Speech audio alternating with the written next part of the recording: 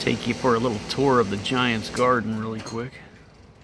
As you can see the Giants logo right over there. I've made videos pertaining to this a few times on this channel.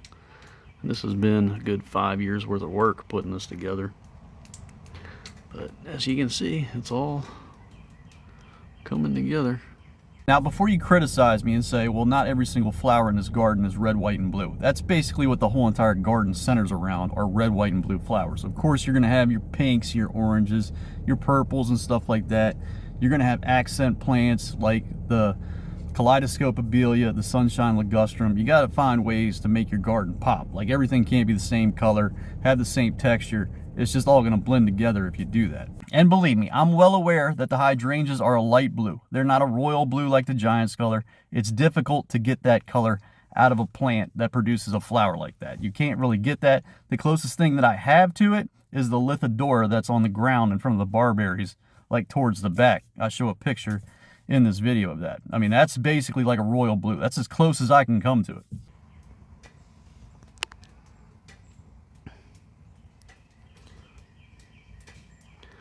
I took out my dog's little memorial that was over there in the corner where you see the variegated hydrangeas right now. I took that out. Just needed some more space.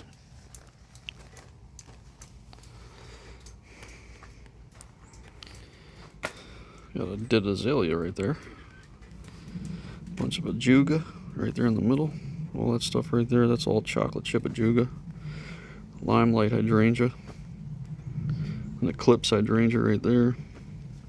There's a bluebird in the back, which is pink, because the soil is not acidic over there. It's more neutral. It's more alkaline. Bunch of azaleas. That's just outline. That little part there. White smooth hydrangea with a ton of blooms on it.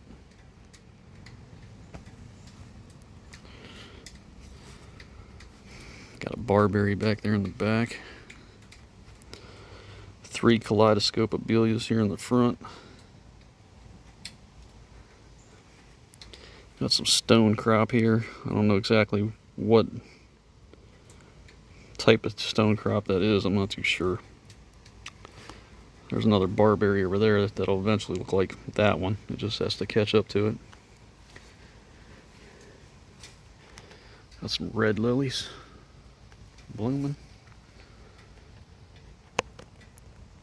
A couple of those. There's a rhododendron in the back. That's red. Some phlox over there in the corner. Got a white wedding hydrangea that doesn't have any buds on it yet, but it will eventually. All the kaleidoscopeabelia. Another stone crop. There's a knockout rose right there. It might stay there, I don't know. We got a Rose of Sharon, which is like purple. And then all the hydrangeas that line the fence are all in full bloom.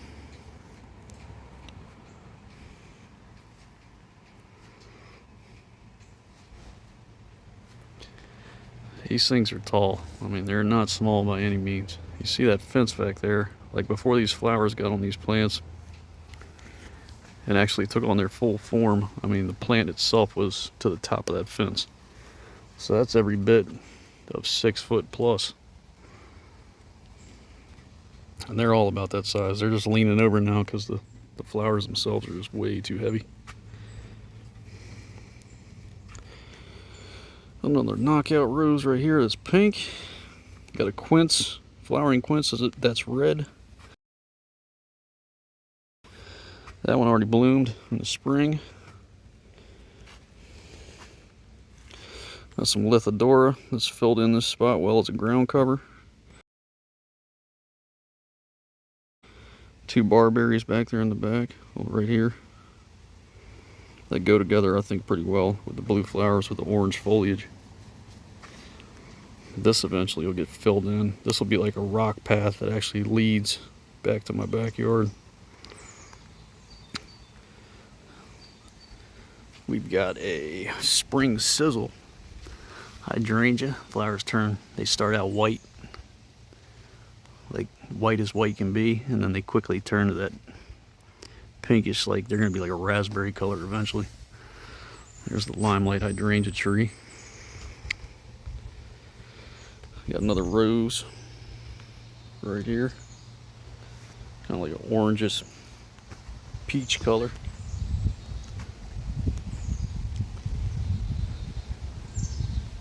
We got a sunshine ligustrum right there. Another barberry down low to fill in that spot. Got some annuals just to fill in that spot there. White azalea back there in the back, which has been transplanted from my front yard. And then these are not blooming as well as the ones on the left side of my yard this year. These are typically full of flower buds every single year. And it's like they kind of just took the year off. Yeah, it is what it is. But I'm sure they'll come back pretty strong next year. But you can tell that this side of the yard is not nearly as acidic because a lot of these flowers they've got like a purplish tint to them. I don't know if you can tell as much in the video, but that one right there is basically pink. And these are Nico hydrangeas. So they should be light blue like those. But I might have to put some more acidity down in that soil to get them to turn back to the blue that they should be. And we got some variegated hydrangeas here. Those will fill in together.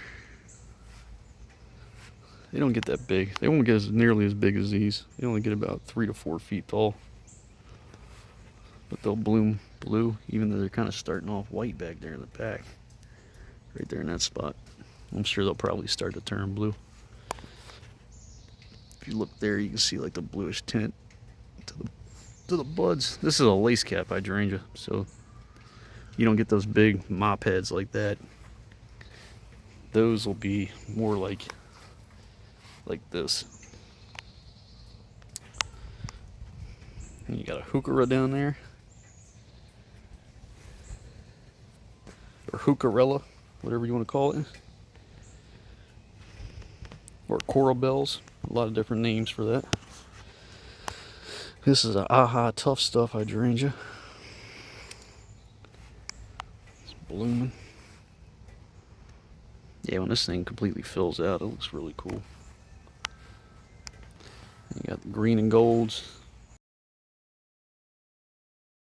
Those are all, they've all pretty much bloomed at this point.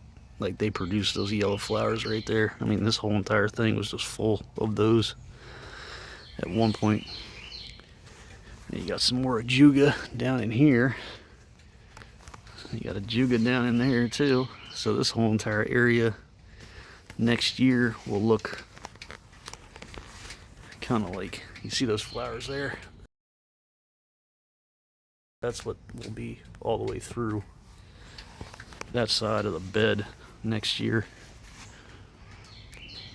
And it should fill out that whole entire spot.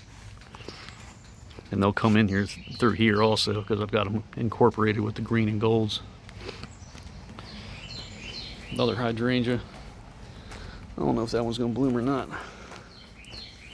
It might. It's kind of behind everything. And you got a lungwort.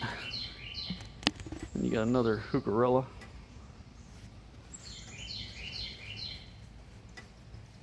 Or heuchera. Or it's definitely called coral bells. Then we go to the center here. We got some torch plants. As you can see, they look like a torch. They're yellow at the bottom and they start to turn orange as you get to the top. Those are still blooming at this point. So you're not really getting the full effect of those yet. And you got some cannas, red cannas with some yellow outlining on the edge of the flower. There's my red incorporated into the landscape for the giants, along with that lily over there. I need some more red. Then we've got crepe myrtle. I'll just use that thing for the foliage. It won't bloom back here because it doesn't get enough sunlight. But honestly, man, I should get like a loropetalum or something, because I mean that plant's not going to do well there. I just like it because it's got black foliage. That will eventually get planted. That's another barberry. And we got a ton of roses through here. That one's getting ready to bloom. You got daylilies through here that are getting ready to bloom. You see some buds coming up. These roses right here are red. These are like an orangish pinkish color. That's for my wife. She likes stuff like that. Those back there in the back are red. Those. Then there's another barberry. You see the new foliage on that barberry. That's really cool. Like once it starts to age, it starts to turn that dark maroon color. And then we have an orange rose right here.